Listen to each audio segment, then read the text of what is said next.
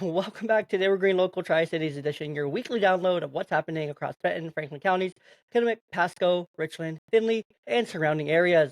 From urgent safety updates to legislation wins, deep community concerns to everyday wins. We've got the real stories behind the headlines, so let's dive in. So, there's never a shortage of news here in the Tri-Cities, unfortunately.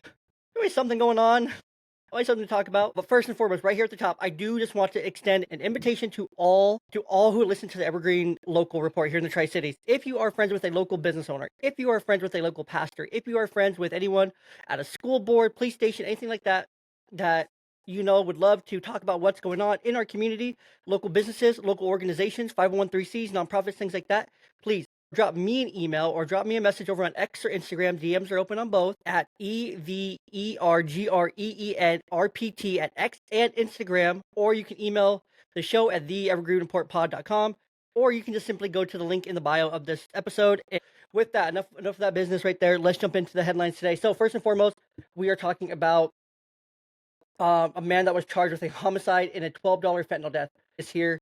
No, we have an absolute fentanyl epidemic here in the Tri-Cities. We've had a fentanyl epidemic. It hasn't gone anywhere. It hasn't changed. 85% of Benton County overdoses death are related to fentanyl. We have an absolute fentanyl epidemic here in the Tri-Cities, and as little as $12 of fentanyl can take a life, can take multiple lives. I have inhaled fentanyl smoke before, and it knocked me out for about 3 days from work because it's that powerful. It's a very deadly substance. Those who are using it are all around the Tri-Cities. Please, please, please be careful. And please, if you see someone struggling with fentanyl and you love them, you know them, please refer them to a clinic to get treated, a detox, so that they can get clean and they can turn their lives around. So with that, we had Dustin H. Shahir, 41. He was charged with a controlled substance homicide after allegedly selling a $12 dose of fentanyl that led to the overdose deaths of Stephen Taylor, 35, of Benton City in August 2024. Taylor was found dead in his bedroom by his mother the next evening. Investigators linked the sale to Shahir through text messages on Taylor's phone. So really sad. A controlled substance homicide is being used more frequently to prosecute fatal fentanyl dealers in Washington, including here in the Tri-Cities. With this charge, it allows prosecutors to hold dealers criminally responsible for overdose deaths, essentially treating the sale of a lethal dose as a form of homicide. Taylor's death adds again to the local and the national trend that I mentioned earlier. Why this matters so much? Because it's just important. It's just important to know, to be aware of fentanyl. Teach each other about fentanyl and what it looks like. It's typically used in foils.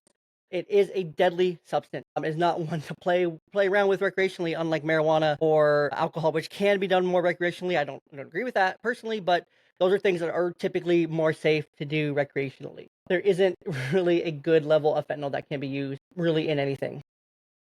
So it's a warning. I want to give a warning, to the street level distributors. There are penalties. There is a need for more upstream intervention on this topic on fentanyl. It's not great. It's not good. Doesn't look good. Doesn't look great for anybody, and it's just not good at all. You know, the Benton County last filed a controlled substance homicide charge in 2022. They have filed 2 such cases in 2024, and it goes to see how many will be shown here in 2025. Other counties like King, Snohomish County are also pursuing homicide charges tied to fentanyl overdoses. The legislature continues to debate drug possession laws and treatment-focused-driven diversions, even as law enforcement ramps up criminal charges. So it's interesting because we have a lot of soft on crime policies here in the Tri-Cities. Even there was a bill, I don't remember the number of the bill. I covered it on an earlier episode of the Evergreen Report, probably within the first 10. But it basically was a bill that would treat fentanyl as a violation for like a CPS charge kind of thing, but then that bill never passed. So the charges for fentanyl being used around children isn't even something that the legislature wants to take on here. If you're over at Hanford, expect more people coming in and out over the next 60 days or so as they do the routine fuel outages. Refueling outage is the largest in years, so 2,000 workers are coming to town. So if you're out at Hanford, expect more people coming through that way. Pretty much is all I have to say there. So really into the nitty gritty, and she the school board president for the Richland School District. I'm hoping to have come on very soon in the podcast. Hoping to have her come on to speak to you, speak to the people, speak to the podcast, much like Mr. Galbraith did, talking about things going on in the KSD district, but primarily to focus on this exactly, the budget and the funding issues that the Richland School District is having. Parents and teachers slammed the Richland School District cuts to nurses and librarians. So Richland School District is facing heavy backlash after announcing new budget cuts that will eliminate 6 school nurse positions and remove all secondary librarians for the 2025-2026 school year. This move will save about $1.2 million, but has sparked outcry from parents, teachers, and school staff who say the decision puts students' academic success and health at risk. Nurses will be reduced 16 to 10. They're going to just kind of cover and go rotate around the schools where there will be no nurse now. Middle and high school librarians will be reassigned to the classrooms. They'll just be paraeducators in the library, which it's just an oversight model because I mean libraries are kind of just like go in, check out, check in what you get. I don't really see personally a problem with that. I don't see any issues with that whatsoever. And I'm just trying to understand this. I don't understand the backlash. Like less is less staff, but also it's a great move to save some money here if you can get rid of 6 nurses and essentially restaff classrooms with these librarians instead. It could be really beneficial in a lot of other ways I don't think we're looking at here. The Richland's nurse to student ratio will now jump from 1,900 to 1 in 1,500, far above the recommended level. So I mean, again, that's going to be really high. A lot of students to one nurse to try to cover and to help. Secondary students will lose access to direct librarian instruction and research, digital literacy, and reading engagement. But those librarians are going to be now back in the classroom and with students in a different way as paraeducators or as teachers in the classroom. So I think this could be really beneficial at the same time, where they may not lose a lot of that instruction. The district's library system will be centralized, weakening site-specific support for middle and high school students. Critics argue that cuts contradict Richland's strategic goals to promoting student well-being and achievement. So why does this matter? Well, obviously there's a lot of reasons this matter. School nurses and librarians are frontline supports for students handling chronic conditions, mental health, and digital learning. Reducing these roles disproportionately affects students with disability, chronic illness, and literacy challenges. The move reflects a larger trend of budget crisis in public school across Washington, placing essential services on the chopping block. This is all across schools. I mean, if you look at Findlay, very close comparison here in the Tri-Cities as well. I need to research to see kind of where that levy ended up yesterday. This is coming out on tomorrow, Thursday, the 24th. So where that levy ended up on from Tuesday for what they're going to be doing. So it's just a trend in that direction, showing what's going on in these budget crises that we're going through in the public schools because of poor fiscal management. Some could call it. You could call it overspending, one-time funds, or whatever it is. I don't know the whole story. I want to talk to the school board themselves and understand kind of where these budget deficits are coming from and how we got here. Well, it's pretty obvious too as well. You can look at past history here for numbers exactly. Richland overspent its revenue by $6.5 million in 2022, 2023, and $1.5 million in 2023, 24. So that's $8 million in overspent in revenue over the past 3-4 years. A $10 million drop in state levy matching funding caused by rising local property values worsened the situation, so that the levies aren't passing as much because people are really looking at this like how much more can they squeeze out of me for my home, for my property, for my taxes. And people are just, I think, fed up of just funding these things and funding while scores continue to go down across Washington state. And so I don't blame the people for not wanting to continue to fund this education that's not really doing anything for our kids. Scores are getting worse. Mental health is getting worse. Schools are more politicized than ever. So I don't blame people for not wanting to fund it. Honestly, I mean, you can't blame people for not wanting to fund it. I don't want to fund it. I don't want to vote yes on these levies, even though I know that they're going to go toward public school and whatnot. I don't want to. I know a lot of people feel the same. A lot of people do want to fund it. It's like, oh yeah, public education, but at what cost? At what cost? How much more can they raise my property taxes? Olympia's already trying to raise property taxes even more than what they're already at, triple them essentially, and multiple other bills we just covered on yesterday's Evergreen report, episode 15. The great tax grab that came out on Wednesday. Continue to monitor this situation. Again, Findlay is the closest example of kind of what happens here. The legislature is currently debating House Bill 1217. This is one that's still being debated. It's going to the governor's desk here. This is a rent control bill, which could affect future locally property revenues and school funding formulas. So we'll see here. A lot of voices have come out to speak about this. Danielle Harvey, a school nurse, even before COVID, our nursing staff levels were inadequate and unsafe. This decision is making it downright dangerous.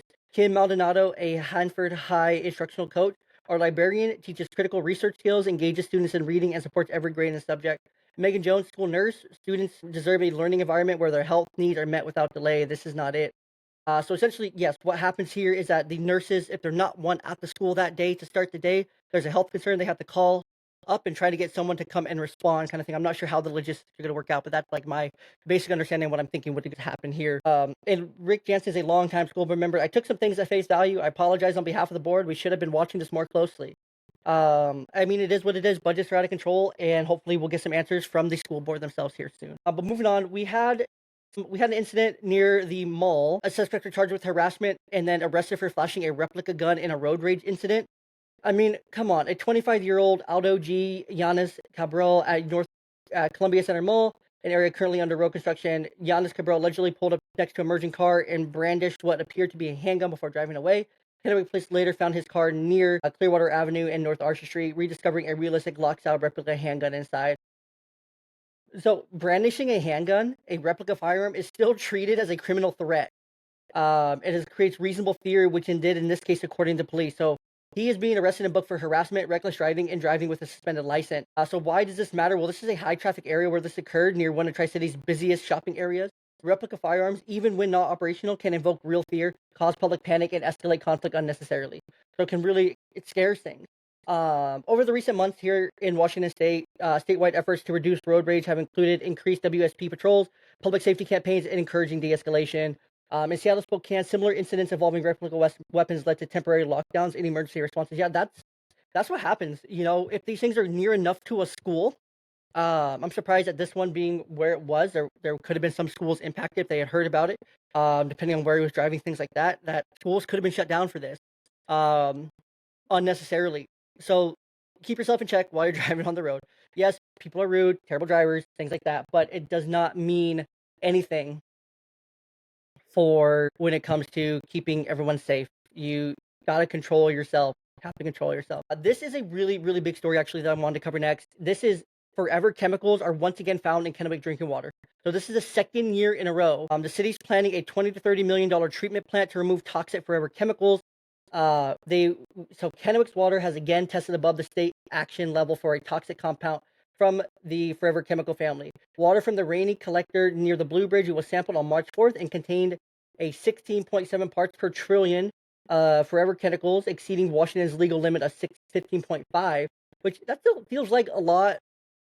Parts per trillion, 15, but I mean, what do I know? I'm not the government and I don't make up these numbers. This is the second year in a row that the city's spring samples have exceeded safety. So really big PSA out there. Pregnant people, breastfeeding parents, those missing infant formula are advised to use alternative water sources per state health recommendations. So please, if you have small children, get a Brita, go spend the money, get a Brita, filter out these chemicals, filter out these things. They are synthetic chemicals linked to health issues such as thyroid problems, immune system problems, and low birth weight. The EPA may enforce stricter federal limits by 2029 as low as 4 parts per million. So, I mean, or parts per trillion. It feels like 15 is really high. 4 feels much more reasonable. There was another recent win yesterday, if you were following the national news, that the Trump administration, they are going to be banning some of the most harmful artificial chemicals that are in food. So that's a big W, big W. So these chemicals do build up in the body over time and they're nearly impossible to get rid of. So what you should do, let's see. Parents, children with young children asked to shoulder the added cost for bottled water or filtration for a problem that they didn't cause, which absolutely sucks. If the trend continues, this could affect public trust in municipal infrastructure and may lead to illegal policy action as EPA standards tighten. So hopefully, a 4 parts per million seems much more reasonable. Last year, they were even higher at 17.4 parts per trillion. So it's interesting there. The source is suspected to be firefighting foam, a known contributor used in industrial and training sites statewide. They have not consistently been above the threshold year-round, but spring appears to be a high-risk period. Multiple cities around Washington are actually dealing with this, including Issaquah, Whidbey Island, and Spokane. The state has begun requiring quarterly testing for the public water. Washington recently banned these chemicals in cosmetics and textiles, joining states like California and New York in regulating usage more aggressively. Yeah, so the Deputy Director of Public Works acknowledged the problem appears seasonal, emphasized the engineering response is underway. So they are already responding to it and already, getting on top of this here. And again, just to know, these chemicals can't be boiled out. They're odorless, they're tasteless, so water may appear safe while being contaminated. So it's just a good idea to have some kind of water filtration in your home, whether it's in your fridge, whether that's on your kitchen sink attached to it. Maybe you pour your sink water into a Brita or something, but do something to filter your water to filter these chemicals out. Just be mindful of that. Again, they can't be boiled out. So even if you put it in like a hot cup of tea or something, they can't be boiled out. They're still going to be there. So just remember that, and then they will live forever in your body and cause you health issues beyond that. Uh, Speaking of juvenile crime, well, we weren't talking about, but now we are. A 10-year-old was shot in a drive-by in the Orchard Hills Apartments complex around 4 a.m. on over the weekend, or sometime in the last week or so. I don't have the exact date here, but they were shot through the walls in their home while likely asleep. Whether the child was the intended target or collateral damage doesn't change the outcome. Children in our communities are now being hit by bullets in places that are supposed to be safe. Where these apartments are is typically a pretty safe area. This was in the second floor, Building B on Leslie Road. Richland police say bullets pierced through the wall and hit the child, who was taken to the hospital for treatment. The child's condition has not been publicly released. So we don't know if this child's okay, but no one has been arrested. This happened in a densely populated apartment complex, just showing that it can really happen anywhere. Really not. This area is not known for violence, again, which is a crazy thing here. The shooting comes amid a broader uptick in violent crime around the state. Lawmakers in Olympia are currently debating new public safety measures, which make crime softer. And this happened in the early morning as well. It's difficult when these things happen locally and a child's affected. But also, at the same time, you also have parents who are using their children to steal from Macy's. Yes. These terrible things happen, but terrible things also happen to children in other ways that are forced by their parents. On April 13th, around 3:50 p.m., two adults were seen directing a teen girl and a younger boy, estimated about 11 years old, to fill carts with clothes and merchandise at the Macy's and Columbia Center Mall. The kids ran out without paying. Security tried to stop them, but the girl fled immediately. The boy hesitated before also running. When confronted by Macy's security, the adult male denied knowing the kid. Surveillance footage reportedly shows a man and woman entering with the children and later leaving with them in a vehicle. Kennewick police are asking for help identifying the two adults believed to be children's parents or guardians. So this is just sad. This is a potential child exploitation crime where adults allegedly use minors to commit theft. This adds a layer of manipulation and long-term psychological harm for the children involved. Police may pursue child endangerment or contributing to the delinquency of a minor charges in addition to theft. Why does this matter? Well, cases like this undermine efforts to rehabilitate youth and push vulnerable kids into further cycles of criminal behavior. It adds pressure on retail staff and mall security. Because there's really not much they can do. Once you're out of the store, you're out of the store. You keep running, you go. There's nothing anyone can do. Uh, Columbia Center Mall has had multiple incidents of shoplifting, smash and grab theft, and organized retail crimes in the last 12 months. So it's not the first time. It's definitely not the last. Local law enforcement and mall security have increased surveillance and patrol presence, especially after hours and on weekends. So during busier times or where there's less people there, just there to help out. Commander Isaac Merkel confirmed the surveillance shows the adults with the children through the incident and leaving together. Man, shaved head, pink hat, black Kenneth Cole shirt, silver cross necklace. Women, dark hair, black t-shirt, blue jeans. Anyone with info is urged to call non-emergency dispatch. So a couple good things happening. There's a couple bills that passed that actually are good news. So we're going to get there after we talk about some of the other news. Just a couple headlines here that I just want to briefly touch on. A Hanford worker died near the vitrification plant. A 42-year-old collapsed during a night shift. No signs of foul play. Plant paused to support grieving workers. This was a very sad story. The man just collapsed after getting off a night shift outside of Hanford. It's very sad when these things happen. He was returning from a portable restroom around 6 a.m. where he collapsed and was discovered by coworkers. EMS responded within minutes, began life-saving measures, but the worker was declared deceased at the scene. An autopsy is scheduled for next week. There's no signs of foul play here. So we're unsure what happened, unsure how it happened, if it's related to working at the site or not, but more will be seen. Continuing investigation here, worker health advocacy groups are monitoring the situation closely to see what happens. Since the autopsy was set for last Tuesday, last Tuesday, so the 21st, 22nd is when this would have been scheduled for. Continuing to see what happens here. And then there was gunfire reported at the at-home store. There was no suspects at large, but an investigation continues. Incident adds to growing concerns over violence at retail corridors. A lot of violence happens at retailers. I'm not sure why. Probably because they're public areas. You can get lost in the crowd. Move on. At home, that parking lot's pretty isolated. Up to the corner, you can sneak out, go down to the hotels there, go out behind the store. You can hide, you can run, you can flee pretty easily there, straight onto Columbia Center Boulevard or up behind Center Parkway or down around the Gage as well. So there's a lot of different routes you can go there, but it is really sad to continue to see these things happening just in our area, and the gun violence just upticking. But again, back to good news. So there's two very interesting bills that passed this last week that are going to affect local residents. Well, this one's going to affect everyone in Washington State. But what happened here? Governor Ferguson signed House Bill 1457 into law on the 18th. This is a bipartisan measure that requires real-time electronic tracking of individuals classified sexually violent offenders or, pedophiles, sex offenders, allows survivors to opt in for a 24/7 notification about the location of their offenders. So I think this is really cool here that this signed into law, because typically um, bipartisan actions don't happen very often in Washington State, but something like this, it makes sense to track, the sex offenders, those who've committed violent crimes. And it's a survivor-centered policy. Does it do enough? No. But at least now, victims, but I don't understand at the same time. I would love to talk to someone who actually may be open to talking about being a victim and if this is something that they feel would help them. This is great. States like California and Florida have implemented this tracking for high-risk offenders, but Washington's opt-in survival alert model is among the most comprehensive. So it's really interesting to see kind of what happened here and what's going to happen here. This is expected to launch in early 2026.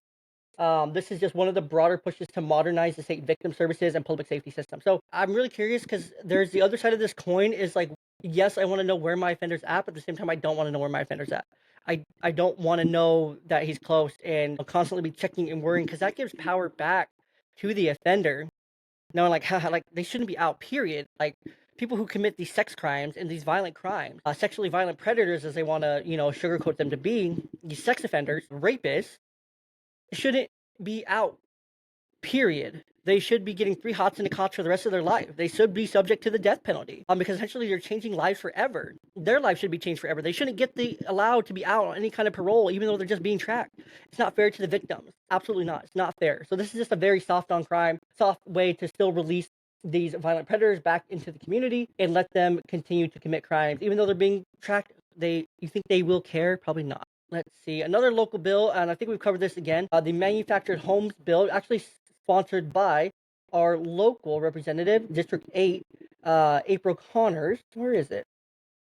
So this is just a housing bill which makes manufactured homes the same as real property, which will secure lower cost mortgages. So we have a bunch of manufactured homes going all over the Tri-Cities, 1,700 across 30 resident-owned communities going up here in the next couple of years, between Prosser, Kennewick, and the Tri-Cities as well.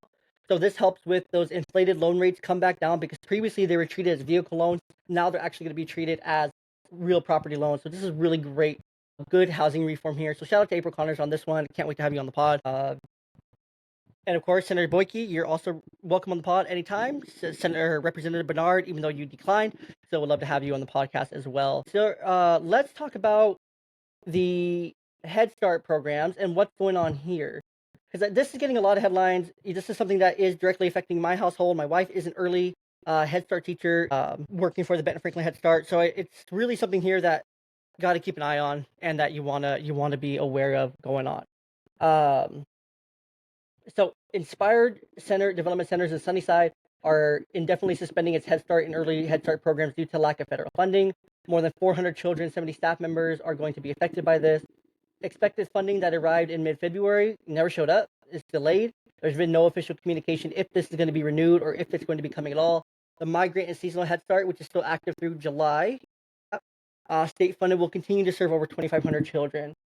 This is an unaffected program. So the Migrant and Seasonal Head Start still active through July, and ECAP state funded which continue to serve over 2,500 children.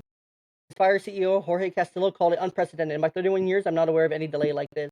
Closure was prompted by the elimination of 5 regional Head Start offices, including Region 10 in Seattle, which has created a massive communication gap. Low-income families are the most affected, as they're the ones that rely on these ones. Foster children, kids with disabilities are the core of the beneficiaries of Head Start. The closure will disrupt care, education, and nutritional support for vulnerable children.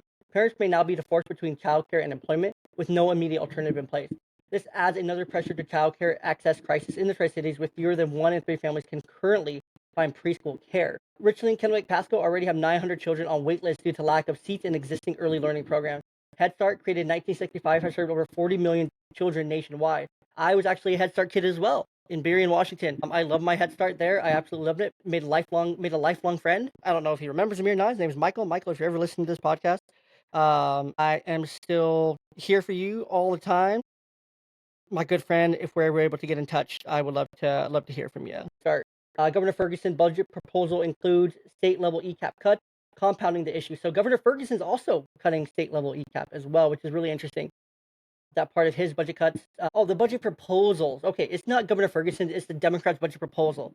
So I want you to remember that here as I read that from this article. Uh, the budget proposal is not Governor Ferguson isn't proposing a budget. Budgets are proposed to Governor Ferguson here. Your Democrats, the state Democrats in the legislature, are part of their budget is to cut ECAP programs.